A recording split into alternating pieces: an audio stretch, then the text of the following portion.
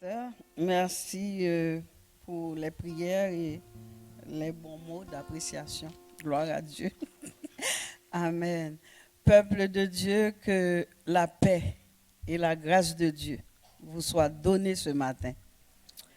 Même s'il a neigé un petit peu, mais on peut dire un meilleur Amen pour le Seigneur. Amen, hein? Amen. Gloire à Dieu. Merci Seigneur pour cette grâce, ce privilège qu'il m'a donné d'être debout devant vous. Et c'est avec beaucoup de reconnaissance, avec action de grâce que je suis là devant vous.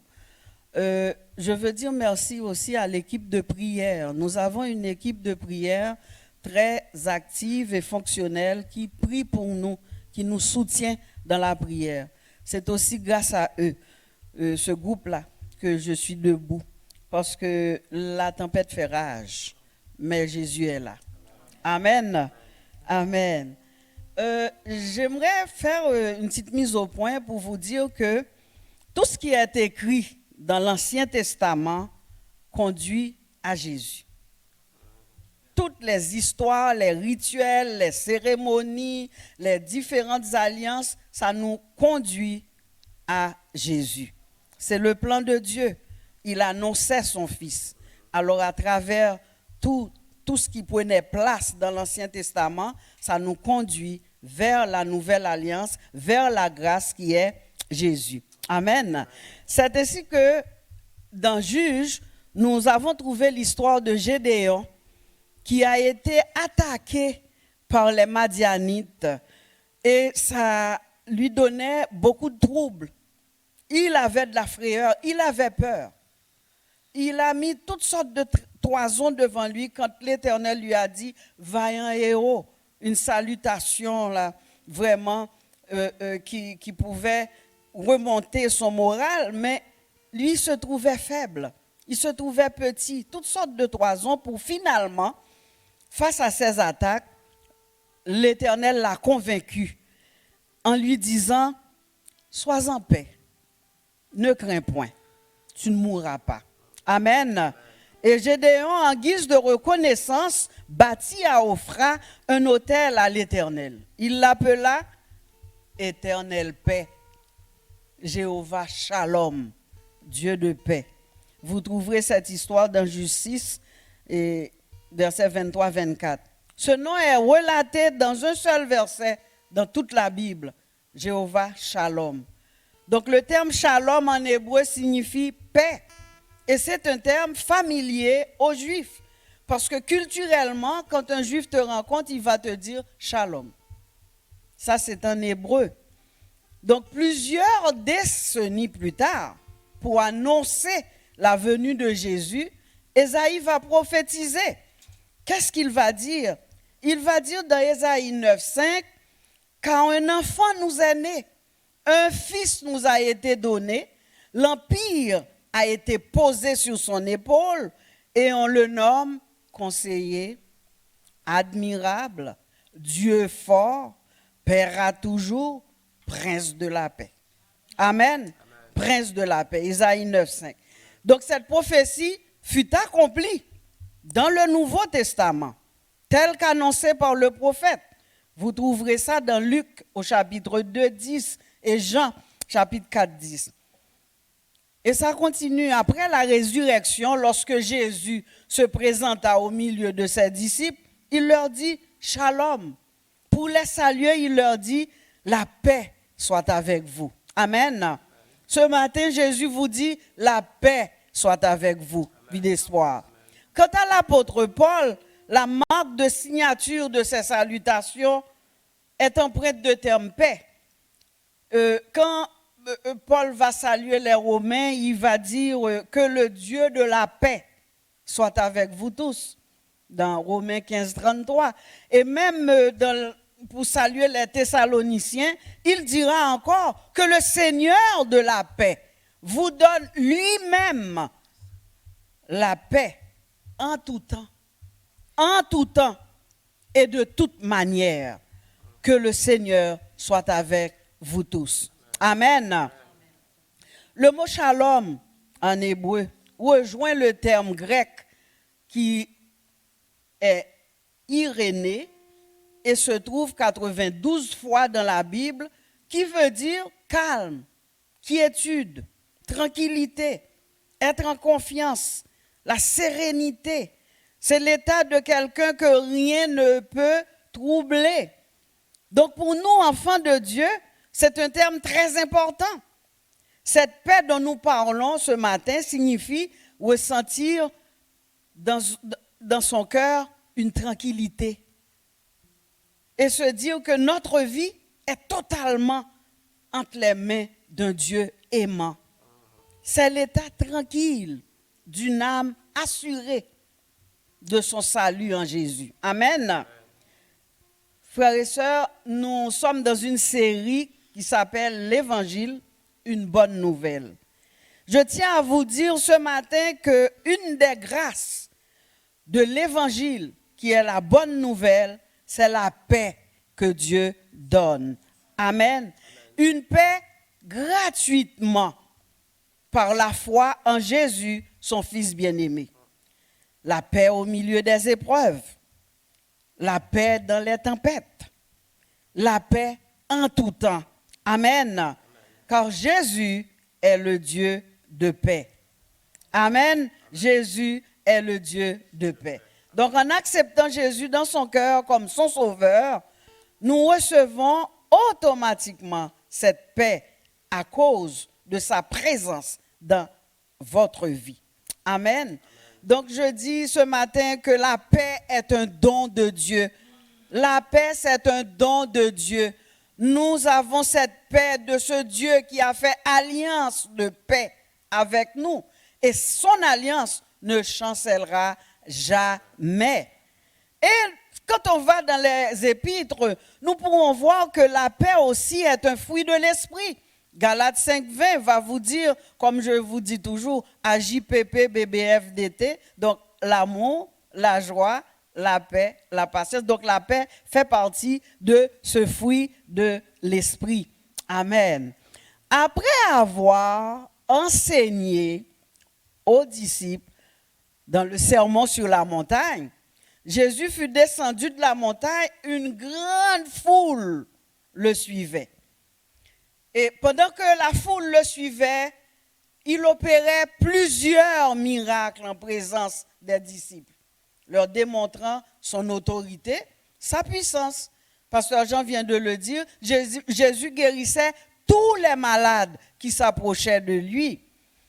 Donc les disciples étaient témoins de tous ces miracles-là.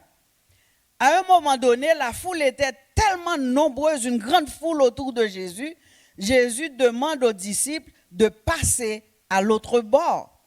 La barque était là, toute prête. Et généralement, je dois vous dire que les 3 premiers récits du Nouveau Testament que nous appelons les synoptiques, c'est parce que vous pouvez trouver une parabole, une parole de Jésus qui se répète dans les 3 évangiles. Peut-être avec quelques différences près, mais c'est quasiment similaire. Voilà pourquoi le texte que nous relatons ce matin se trouve et dans Marc et dans Luc. Mais ce matin, nous allons dans Matthieu, chapitre 8, les versets 23 à 27, qui se lit comme suit.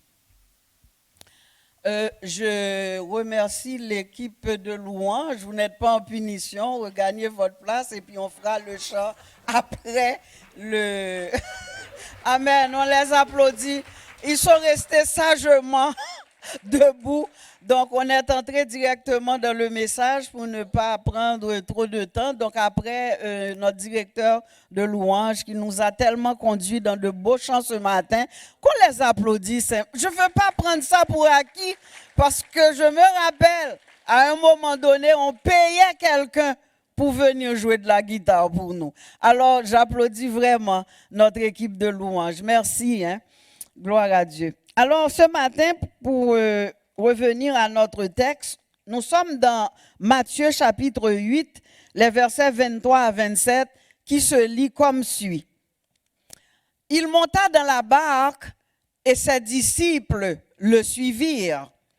Et voici, il s'éleva sur la mer, une si grande tempête que la barque était couverte par les flots. Et lui, il dormait. Les disciples s'étant approchés le réveillèrent et dirent, « Seigneur, sauve-nous, nous périssons. » Il leur dit, « Pourquoi avez-vous peur, gens de peu de foi ?» Alors il se leva, menaça les vents et la mer, et il y eut un grand calme. Ces hommes furent saisis d'étonnement. « Quel est celui-ci, disait-il, à qui obéissent même les vents et la mer? » Inclinons-nous pour la prière. Seigneur, on aurait juste pu dire Amen, Alléluia. Mais nous voulons creuser encore davantage pour voir ce que tu veux nous enseigner ce matin. Je sais que tu es un Dieu en contrôle de nos vies. Même s'il y a des turbulences, tu es le même hier, aujourd'hui et éternellement. Oins-nous de ton onction. Autant que tu me parles, parle-en à ton peuple. Et puis qu'il puisse garder un bon dépôt. Au nom de Jésus.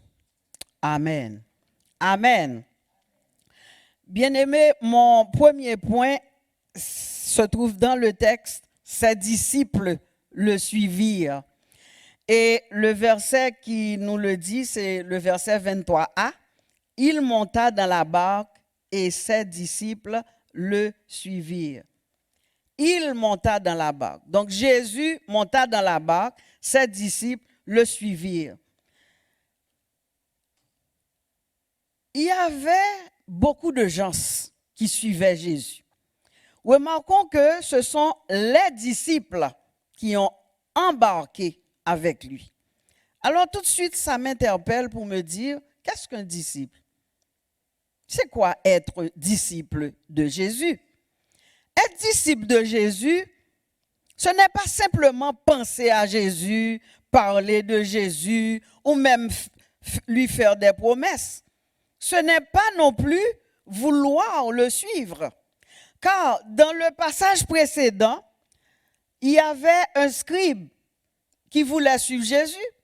Il lui a dit, « Maître, je te suivrai partout où tu iras. » Et Jésus de lui répondre, « Les renards ont des tanières et les oiseaux du ciel ont des nids, mais le Fils de l'homme n'a pas où reposer sa tête. » Il y avait un deuxième qui lui dit la même affaire.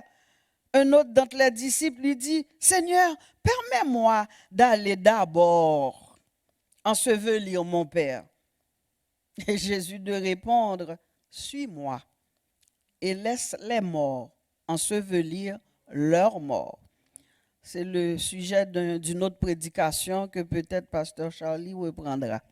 Mais je veux simplement vous dire, c'est quoi être disciple? L'un a refusé d'abandonner son confort, l'autre avait des obligations familiales qui paraît tout à fait juste, aller enterrer son père. Et c'est cette même Bible-là qui te dit, honore ton père et ta mère. Mais là, vous allez comprendre dans quel esprit Jésus lui a dit, laisse les morts ensevelir leurs morts. Jésus a fixé des conditions pour être ses disciples. Il dit, si quelqu'un vient à moi, s'il ne hait pas son père, sa mère, sa femme, ses enfants, ses frères et ses sœurs, et même sa propre vie, il ne peut être mon disciple. Et Luc continue pour dire, et quiconque ne porte pas sa croix et ne me suit pas, ne peut être mon disciple. Il va encore plus loin. Ainsi donc, quiconque d'entre vous ne renonce pas à tout ce qu'il possède, ne peut être mon disciple. C'est ça la responsabilité d'un disciple. S'oublier soi-même, prendre sa croix. Et il y a une place à Luc 9. Luc va dire, prendre sa croix chaque jour, tous les jours, pour suivre Jésus. Et vous pouvez simplement me demander, mais qui se charge chaque jour de sa croix? Eh bien, frères et sœurs, dans le discipulat, il y a une notion de renoncement. Renoncement à soi. C'est ce qu'ont fait les disciples. Ils ont tout laissé sur le rivage, ils ont embarqué avec Jésus, ils ont tout quitté pour être avec Jésus dans la même barque que Jésus. Je me rappelle qu'un des buts du pasteur Jean, en prenant la responsabilité de cette assemblée, il disait son but, c'était de former des disciples. Nous avons passé plusieurs mois, même années, à étudier ce thème, devenir des disciples du Seigneur Jésus. Nous avons même étudié, il n'a pas oublié de nous aviser ce que c'est qu'un disciple. Un disciple, on va résumer ça à un prix à payer. Amen. Un prix à payer, c'est sûr qu'on ne dira pas amen parce qu'on parle de s'oublier soi-même. Il y a un prix à payer. Nous nous aimons, je m'aime. Mais payer un prix, oui, il y a un prix à payer. J'ai une question pour vous ce matin. Est-ce que nous sommes prêts à payer ce prix? Frères et sœurs, tout se passait bien jusque-là pour les disciples qui venaient de recevoir un enseignement sur la montagne. Ils étaient convaincus de voir un maître puissant, un maître fort, un maître plein d'autorité, parce qu'en descendant de la montagne, Jésus a guéri toutes sortes de malades qui s'approchaient de lui. Donc les disciples étaient en confiance avec quelqu'un comme ça dans la barque. Donc, ils ne soupçonnaient rien. La mer était calme à ce moment-là. Ils n'ont réfléchi à rien. C'est facile de suivre Jésus quand la mer est calme. Oui ou non? C'est facile de suivre Jésus quand la mer est calme, bien-aimé. Mais quelle erreur de penser qu'avec Jésus, la mer sera toujours calme, n'est-ce pas? Quelle erreur de penser que la mer sera toujours calme. La mer ne sera pas toujours calme. Vous pouvez voir avec moi ce qui s'est passé. Au verset 24, mon deuxième point, ses disciples le réveillèrent.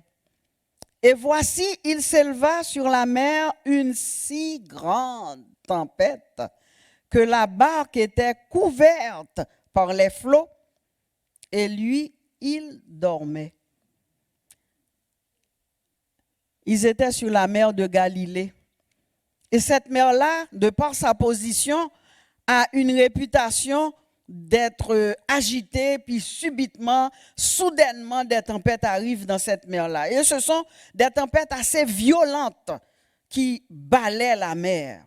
Effectivement, tout à coup, cette tempête surgit et tout bascule. Tout bascule pour les disciples. Quelle surprise! Nombreux sont ceux qui pensent à tort que suivre Jésus est une garantie contre les tempêtes de la vie. Mais non, frères et sœurs. La foi en Jésus n'empêchera pas les tempêtes de s'abattre sur nous. D'ailleurs, un christianisme sans tempête n'existe pas. Une relation avec Jésus sans tempête n'existe pas.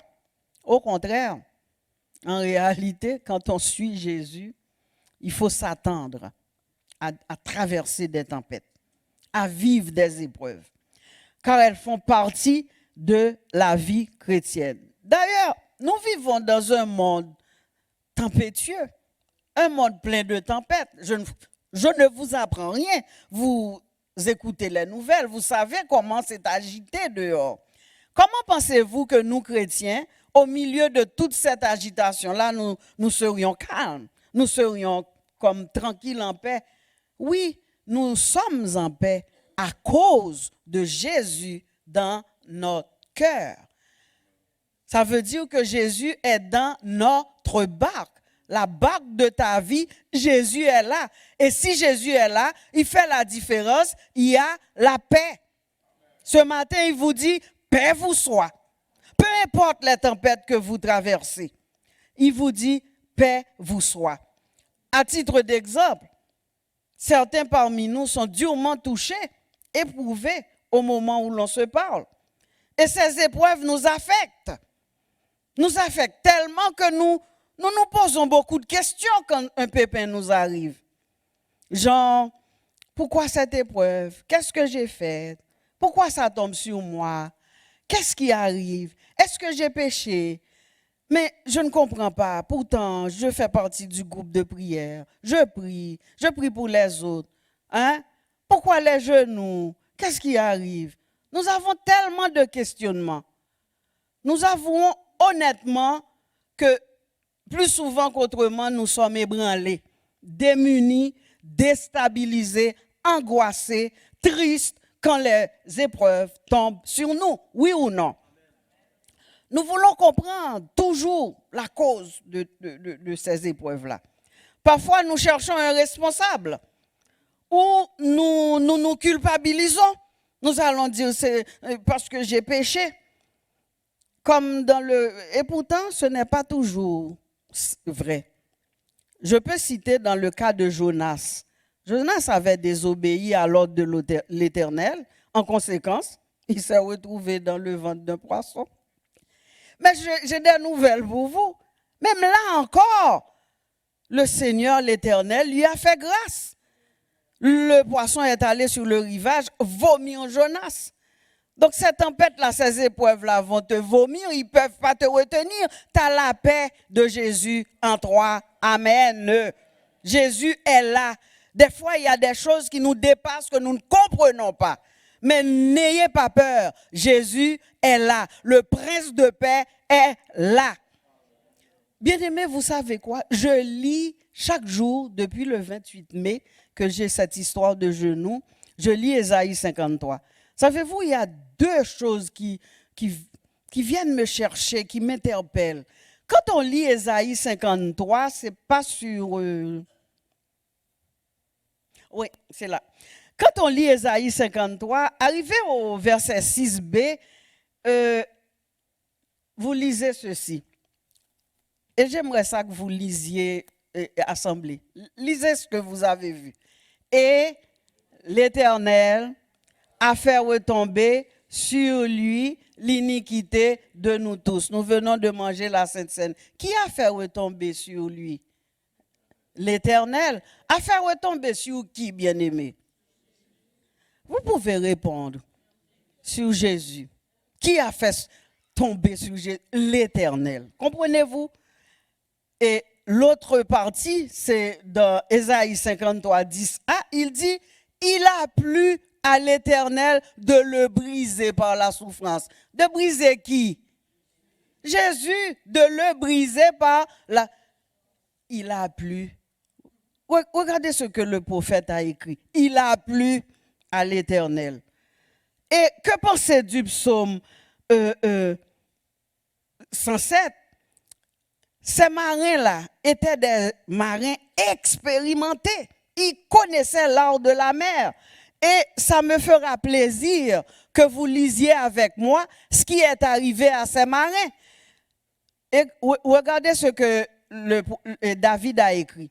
Ceux qui étaient descendus sur la mer dans des navires et qui travaillaient sur les grandes eaux, ceux-là virent les œuvres de l'Éternel et ses merveilles au milieu de l'abîme. Il dit, qui a dit? C'est quelle île? L'Éternel. Il dit, et il fit souffler la tempête. Il dit, et il fit souffler la tempête qui souleva les flots de la mer. Ils montaient vers les cieux, les marins, ils descendaient dans l'abîme, leur âme était éperdue en face du danger. Saisis de vertige, ils chancelaient comme un homme ivre et toute leur habileté était anéantie. Est-ce que ça dépend d'eux? Non. Qui a fait souffler cette tempête-là? L'Éternel. Donc, pourquoi je viens avec tout ça? C'est parce qu'on veut comprendre que l'Éternel est souverain. Il permet ce qui lui semble bon pour nous. Il fait ce qu'il veut. Il est omnipotent. Il a le plein pouvoir sur la nature et sur nos vies. Amen. Aussi, la seule chose que nous devons savoir, croire, dur comme fer, c'est que Dieu nous aime et qu'il fait concourir toutes choses à notre bien. Comme dit Paul aux Romains, nous savons du reste que toutes choses concourent au bien de ceux qui aiment Dieu, de ceux qui sont appelés selon son dessein. Romains 8, 28. La Bible nous parle de Job. La Bible va nous dire, Job était un homme intègre, juste et droit. Et pourtant, une grosse tempête a dévasté la vie de Job. Chose curieuse, au milieu de la tempête dans laquelle il se trouvait, Job a compris. Il a cherché la face de l'Éternel et l'Éternel, lui a parlé. Donc, la Bible nous dit que Job a compris et Job a entendu Dieu. Qu'est-ce que Dieu lui a dit? Job répondit à l'Éternel et dit, je reconnais que tu peux tout et que rien ne s'oppose à tes pensées. Mon oreille avait entendu parler de toi, mais maintenant mon œil t'a vu.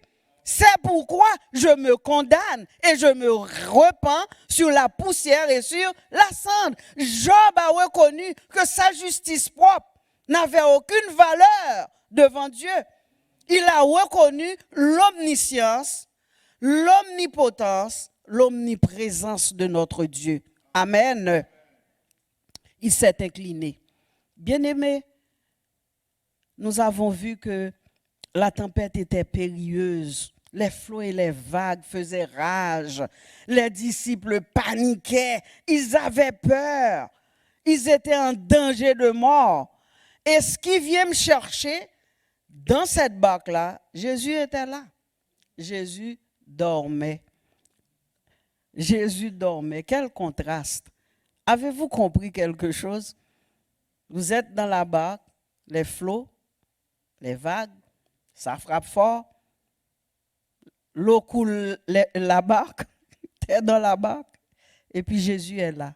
Jésus dormait. Ce Jésus dormait là, ça me parle, ça vient me chercher. Des fois, nous vivons des choses, nous pensons que Jésus dort. Nous pensons que Jésus n'est pas là. C'est vrai. Parlons humainement. Humainement, Jésus venait de faire beaucoup de trajets, enseigner. Des gens l'ont attrapé pour faire des guérisons, des miracles et tout. Dans son humanité, il était fatigué. Oui ou non? Oui. Mais l'Esprit de Dieu en Jésus, est-ce que l'Esprit dort? Est-ce qu'un esprit peut dormir, bien-aimé? Non, David nous le dit élégamment, celui qui garde Israël ne sommeille ni ne dort. Voici, il ne sommeille ni ne dort, celui qui garde Israël. L'Éternel est celui qui te garde, qui me garde, qui nous garde. Amen. Ton Dieu ne dort pas. Même si tu traverses une tempête, ton Dieu est là. Il ne dort pas. Amen. Je pense que ça devait nous rassurer au milieu des tempêtes que nous connaissons. Bien-aimé, quelle tempête s'abat sur la barque de ta vie au moment où l'on se parle là maintenant? Il y a toutes sortes de tempêtes qui peuvent venir de nulle part. Des fois de différents endroits et dans différents moments. Le plus souvent au moment où l'on s'y attend le moins. La tempête s'abat sur nous. Quelle doit être notre attitude? Toutes sortes de tempêtes. Vous pouvez même penser à des tempêtes de doute, tempêtes de maladie, de deuil, de chagrin, de tentation, d'inquiétude, de critique, découragement, déception, tempêtes de crise financière, nommez-les. Toute forme de tempête. Mais c'est être dans le déni de dire que nous n'avons jamais eu peur dans une situation dans notre vie. Jésus lui-même était triste et angoissé en voyant la croix. Matthieu 26, 37, 39. Il était triste, il était angoissé. Ce n'est pas parce que tu n'es pas chrétien ou que tu as péché que les tempêtes viennent. Amen. Et on ne peut pas ignorer qu'on est dans notre chair. Ce n'est pas juste de faire ce déni-là. Oh non, moi, je n'ai jamais peur. Bien-aimé, j'ai peur. J'ai peur pour mon genou. Je vous l'ai déjà dit, je prends un anticoagulant, je ne peux même pas prendre Advil pour les douleurs. Savez-vous qu'est-ce qui m'est arrivé? Je suis allé prêcher, ouvrir une conférence pour des dames vendredi. Je suis arrivé à cette église, et tout feu, tout flamme, je saluais les gens, mais je peux juste prendre des Tylenol dans mon cas. J'en avais pas pris. Grosse douleur au genou. À un moment donné, je prêchais, puis la parole passait, on sentait la soif chez le peuple de Dieu. À un moment donné, le genou droit, j'ai fait comme ça. J'ai soulevé le pied pour pouvoir tenir sur l'autre pied pour terminer mon message. Laissez-moi vous dire, 5 à 10 minutes après, j'ai terminé le message, je suis resté bloqué, Pasteur Charlie. Je ne peux pas lever le pied pour descendre. 2 personnes ont venu me prendre pour m'emmener m'asseoir. Quelle tempête, quelle surprise. Ce n'est pas parce que tu ne pries pas, ce n'est pas parce que tu as péché, c'est arrivé. Dieu cherche quelque chose en moi. Des fois, les tempêtes viennent parce que Dieu nous cherche. C'est un Dieu qui nous aime. Il nous aime assez qu'il veut que nous allions de l'autre côté, à l'autre bord, qu'on passe à une étape supérieure dans notre relation, dans notre communion avec le Seigneur, que l'Église de Dieu dise Amen. Là où tu es assis, Dieu te cherche. Ce qui intéresse Dieu, c'est sa relation avec toi.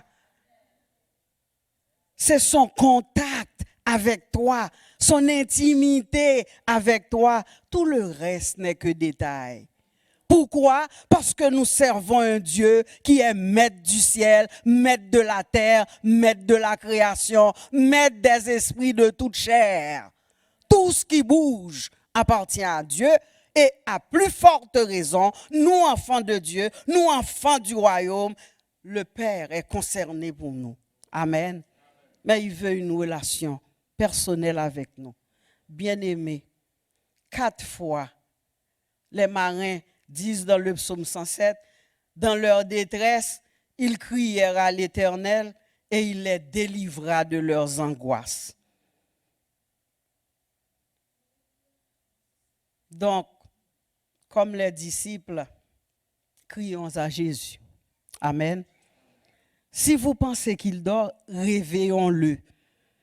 Oui, crions à Jésus.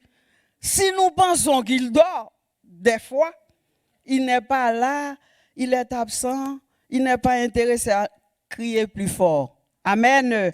Réveillons-le comme les disciples. Car parfois, nous avons cette impression qu'il est absent, qu'il n'est pas intéressé à notre problème. C'est totalement faux. Dieu est omniscient, omniprésent, omnipotent. Il sait tout. Il est toujours là. Il nous aime. Il nous veut du bien. Il est assez puissant pour arrêter les tempêtes de nos vies. Amen. Il agit toujours. Il nous délivre toujours. Et il n'est jamais en retard. Amen. Il n'est jamais en retard. Parce que vous pouvez bien voir que le psalmiste écrit, il arrêta la tempête. Amen. Il ramena le calme. Alléluia. Par quelle tempête passes-tu? Ton Dieu est dans la barque. Il n'est pas absent, il est là. Si tu as l'impression que ton Dieu dort, réveille-le. Réveille-le. Crie plus fort. Bien-aimés, savez-vous quoi? Au début de mars, je me réveille un matin. J'ai entendu audiblement, Nicole, prie, prie, prie. Jeûne, jeûne, jeûne. J'ai tout de suite compris le message. Bien-aimés, nous sommes rendus à ce temps, vie d'espoir, Nous attendons une moisson d'âme. Nous attendons un réveil. Nous attendons des miracles, des guérisons. Que les morts ressuscitent, que les aveugles voient, que les muets parlent, que les paralytiques soient guéris, que les genoux soient guéris, que les cancers soient guéris. Bien-aimés dans le Seigneur, sans la prière, sans le jeûne, il n'y aura pas de ces miracles-là. Amen. J'aimerais entendre un amen de la part du peuple de Dieu. Vous êtes convoqués ce matin à jeûner et à prier. Bien-aimés, vous devez avoir un jour spécial pour vous. Entre le Seigneur et vous, vous et le Seigneur. Entre le Seigneur et moi, moi et le Seigneur. Si je passais le micro pour demander quel jour avez-vous pour jeûner, pour prendre du temps personnel avec ton Dieu. Oui, nous prions en groupe, nous prions en ligne, mais tu as ton temps personnel entre le Seigneur et toi. Et quand il ne te trouve pas, n'importe quoi peut t'arriver pour attirer ton attention pour que tu puisses aller dans sa présence. Le Seigneur aime quand nous venons nous-mêmes devant lui. Même si nous venons, nous nous assoyons, nous ne disons rien, juste dire Jésus, me voici. Amen. Juste dire Jésus, je t'aime. Juste dire Jésus, je suis ton enfant, je le sais. Me voici. Arrêtez de chercher les mains de Jésus. Adorons-le pour qui il est. Il veut notre cœur. Si je passe le micro pour dire, quel jour avez-vous choisi dans la semaine pour prendre un petit temps séparé à part? Vous vous êtes laissé entraîner dans le train-train de la vie, cours par-ci, cours par-là, le travail, le boss, le mari, les enfants, femmes. Vous avez besoin d'un temps personnel. Si l'homme a besoin d'une minute, vous en avez besoin de 20. La paix avec vous. Amen. Parce qu'il y a le mari, la maison. Vous connaissez les responsabilités. Ceux qui ont des enfants, de jeunes enfants, les grands-mamans qu'on emmène. Est-ce que tu es là, peux-tu garder? Tu as besoin de Jésus. Tu as besoin de cette paix-là. Tu as besoin de cette intimité, cette communion-là avant de répondre à toutes sortes d'exigences qui se présentent à vous. Amen. Vie d'espoir, vous êtes rendus à ce point-là de prendre du temps dans le jeûne, dans la prière. Je parle du temps personnel. Il faut que ce soit personnel d'abord pour que ce soit collectif après. Et quand après, nous sommes réunis ensemble, tout peut arriver. Amen. J'ai lu dans Acte 2 que les disciples, après la mort de Jésus, étaient réunis tous ensemble. Soulignez le mot ensemble. Dans la prière. Ils n'étaient pas là pour se comparer, se regarder, zizani, chicane. Non, ils étaient tous ensemble visant le même but.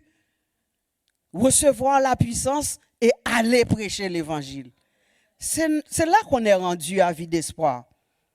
Nous sommes rendus à ce point de nous tenir dans le jeûne et dans la prière. Je le répéterai tant et aussi longtemps que je suis dans cette église. Nous avons besoin d'être une église sur nos genoux. C'est là qu'il va y avoir des miracles. C'est là que les morts vont ressusciter. Les aveugles vont voir. Les muets vont parler. Les sourds vont entendre. Les paralytiques vont être guéris. Dans la prière, n'attendez pas que ce soit le comité pastoral ou le groupe de prière qui, par ces gens-là, que le miracle doit se faire. Tu es responsable. Tu es un enfant de Dieu. Jésus est dans ton cœur. Tu es capable de faire ces miracles-là. Mais responsabilise-toi. Et cette parole, je sais que le Seigneur n'a pas parlé en vain. Il veut aller dans une autre dimension avec vie d'espoir. Mais sans la prière, sans un engagement personnel dans le jeûne, dans la prière, ce que vous attendez n'arrivera pas. Ça prendra du temps avant que cela n'arrive. Bien-aimés dans le Seigneur, ce matin, je suis venu vous dire, celui qui arrêta la tempête et ramena le calme, C'est Jésus. C'est Jésus. C'est la parole incarnée. Vous le savez très bien, Jésus était là dès la création. Celui qui a créé les vents, les flots, les vagues, la mer, qui t'a créé. Il est avec toi ce matin. Amen. Donc notre démarche, c'est de nous tourner vers le Seigneur. Comme dit le prophète Ésaïe, tournez-vous vers lui et vous serez sauvés. Vous savez, quand on a peur, on n'a pas 10 choix. On a un choix, d'aller dans la prière. Josaphat a été attaqué, vous le savez déjà, par 3 nations ennemies. La Bible dit que Josaphat avait peur. Il était effrayé. Qu'est-ce qu'il a fait? Dans sa frayeur, dit la parole, il a décrété un jeûne. Même les animaux dans son royaume jeûnaient. Et savez-vous que c'est là que Dieu s'est révélé? Amen. C'est là que Dieu s'est révélé. Quand on vous dit de jeûner et de prier, il y a des révélations, c'est dans le jeûne et la prière que vous allez les recevoir. Amen. Il y a des stratégies, c'est dans le jeûne et la prière que Dieu va vous les donner. Que ce soit un mari par rapport à sa femme, la femme par rapport au mari. Et je vais vous passer des exemples. Parce que j'ai combattu des combats dans le jeûne et dans la prière et j'ai eu gain de cause avec mon Jésus. Amen. Je vous encourage à prendre du temps personnel. Josaphat a eu une stratégie hors pair. Comment comprenez-vous des nations armées jusqu'aux dents viennent attaquer ce roi-là? Il lève ses 2 mains. Louez l'Éternel car il est bon, car du Seigneur la miséricorde durera. Il chante, il loue Dieu, il adore Dieu, il pratique son yada.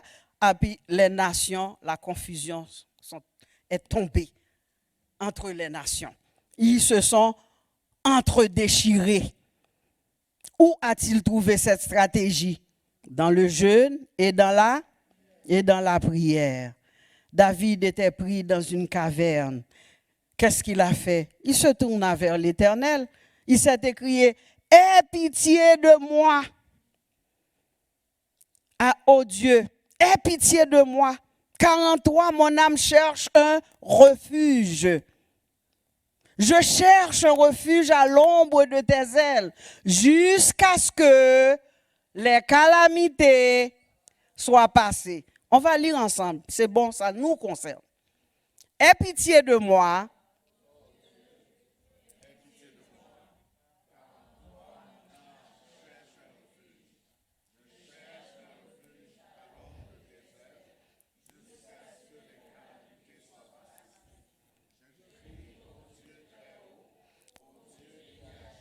En ma faveur, il m'enverra du ciel le salut, tandis que mon persécuteur se répand en outrage, Dieu enverra sa bonté et sa fidélité. Il est allé dans la prière et il était sûr, il avait cette conviction que son Dieu agira en sa faveur, que son Dieu était en contrôle de sa situation. Tout le monde ici connaît le psaume 46. Les fils de Corée chantent ce cantique. Dieu est pour nous un refuge et un abri, un secours qui ne manque jamais dans la détresse. C'est pourquoi nous sommes sans crainte. Quand les montagnes chancellent au cœur des mers, quand les flots de la mer mugissent et écument, se soulèvent jusqu'à faire trembler les montagnes. Il est un fleuve, bien-aimé, il est un fleuve dont les courants réjouissent la cité de Dieu, le sanctuaire des demeures du Très-Haut. Dieu est au milieu d'elle, elle n'est point ébranlée. Dieu la secoue dès l'aube du matin. Applaudissons le Seigneur. Gloire à Dieu. Bien-aimé, Jésus est le bon berger qui prend soin de ses brebis. Oui, le psalmiste a dit dans le psaume 95, 7, car il est notre Dieu, Nous sommes le peuple de son pâturage, le troupeau que sa main conduit. Qui te conduit? Ah, personne ne vous conduit si j'ai compris. C'est l'Éternel qui nous conduit. Amen. Amen. Amen. Dans la barque de ta vie, Jésus est là. Amen. Jésus est là. Il n'y a rien qui surprend Jésus. Il n'y a rien qui lui prend de court. Rien ne prend Jésus de court. Il est en contrôle. Il sait tout. Il connaît tout de toi. Ce n'est pas une surprise pour le Seigneur que j'ai mal par-ci ou par-là ou j'ai un diagnostic qui ne me plaît pas. Ce n'est pas une surprise. Il sait tout. Il sait tout. Bien-aimé, il agit puissamment dans notre vie. Et le troisième point, c'est que ses disciples furent saisis d'étonnement en disant, quel est celui-ci, disait-il là, qui obéissent même les vents et la mer. Vous savez, il y a un genre littéraire que chaque auteur écrit.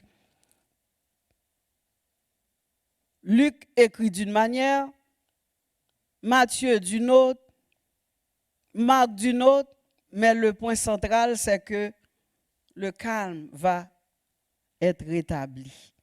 Jésus dormait au sein du danger, avec une conscience tranquille, paisible. Mais il voulait mettre les disciples à l'épreuve, fixer leur foi, leur confiance, parce que les disciples n'avaient vraiment pas confiance. Ils jouissaient des miracles. René disait toujours, un miracle, ça dure, l'effet d'un miracle dure 3 jours. Après 3 jours, on a besoin d'un autre miracle. Donc, on ne peut pas bâtir notre vie chrétienne sur des miracles. C'est sur la foi en Jésus. Amen. Sur la foi en Jésus. Les 3 auteurs, il y en a un qui dit, il y en a 2. Marc et Luc disent que Jésus a calmé la tempête et puis après, il a reproché les disciples. Mais Matthieu dit le contraire. Ce n'est pas grave. Le résultat est le même. C'est que Jésus a commandé au vent et à la mer de faire silence. Tais-toi. Je suis là. Et c'est ce qu'il te dit ce matin. Il est là. Ces vagues-là qui te frappent. Ces tempêtes-là qui te frappent. Pourquoi tu n'entres pas dans un jeûne et dans la prière personnelle pour qu'il te parle, pour qu'il te dise, mon enfant, je suis là, n'aie pas peur.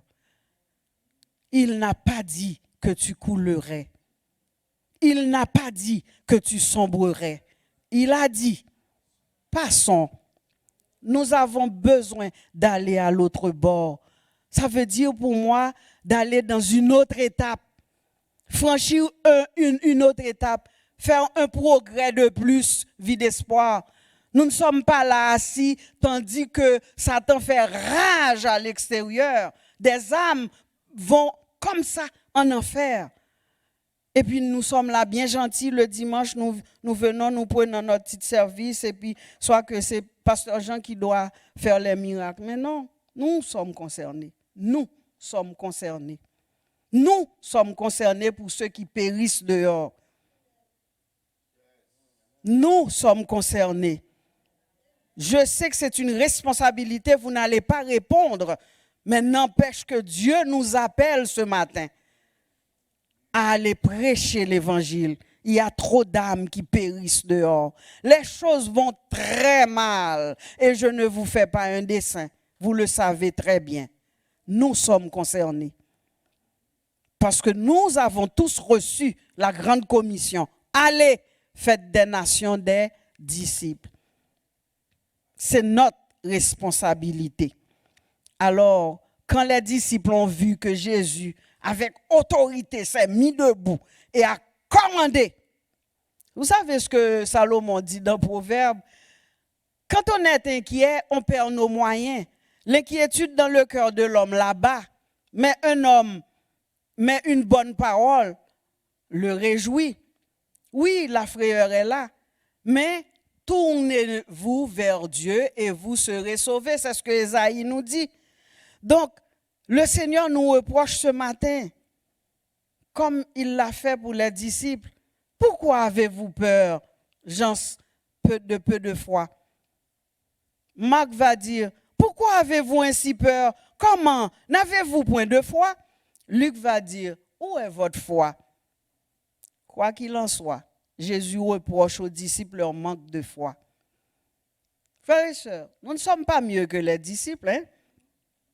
Combien de fois Dieu nous a-t-il délivrés, secourus dans le passé? Est-ce que ce Dieu-là qui t'avait secouru dans le passé a changé? Est-ce qu'il a changé?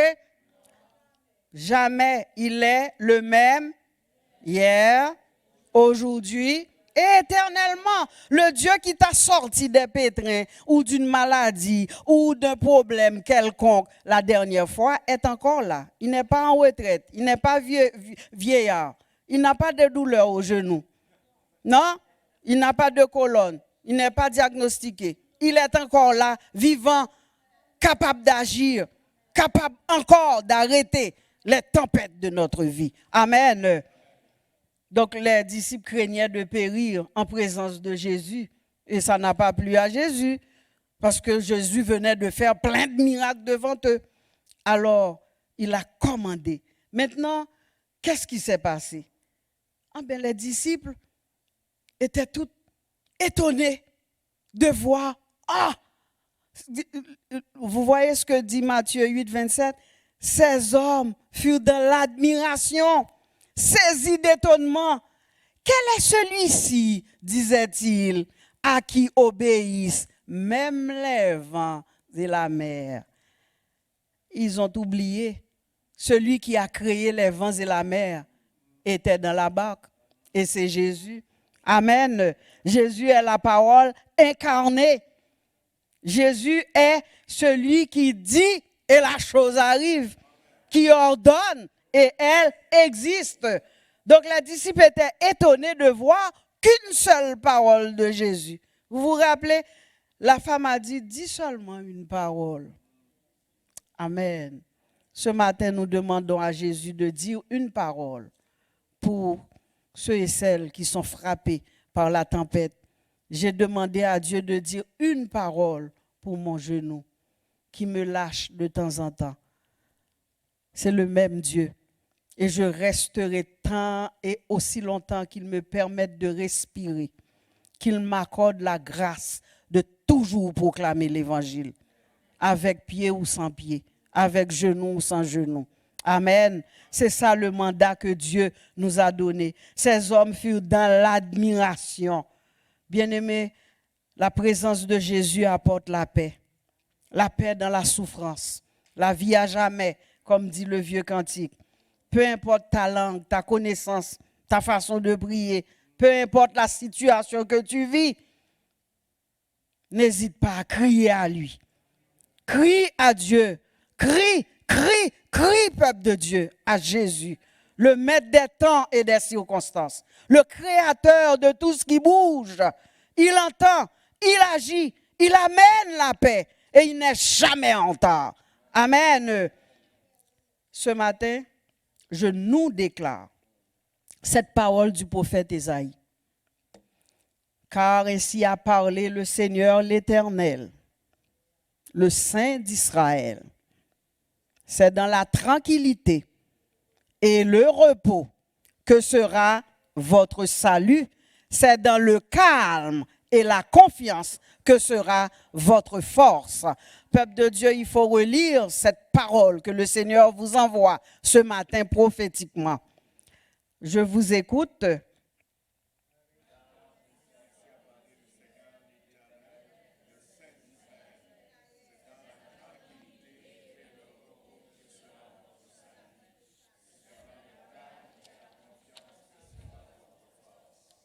Amen. Est-ce que vous croyez à cette parole? Amen. Le psalmiste dit, quand on tourne vers lui le regard, on est rayonnant de joie. Le visage ne se couvre pas de honte. Quand le malheureux crie, l'Éternel entend. Il le sauve de toutes ses détresses. Les yeux de l'Éternel sont sur les justes et ses oreilles sont attentives à leurs cris. Amen. Mettons-nous debout. Nous allons faire cette prière. Nous engager devant notre Dieu. Gloire à Dieu. Gloire à Dieu. Gloire à Dieu. Je demande à l'équipe de louange de monter. Seigneur, ta parole, fermons nos yeux, inclinons-nous. Seigneur, ta parole est oui et amen. Tu dis et la chose arrive. Tu ordonnes et elle existe.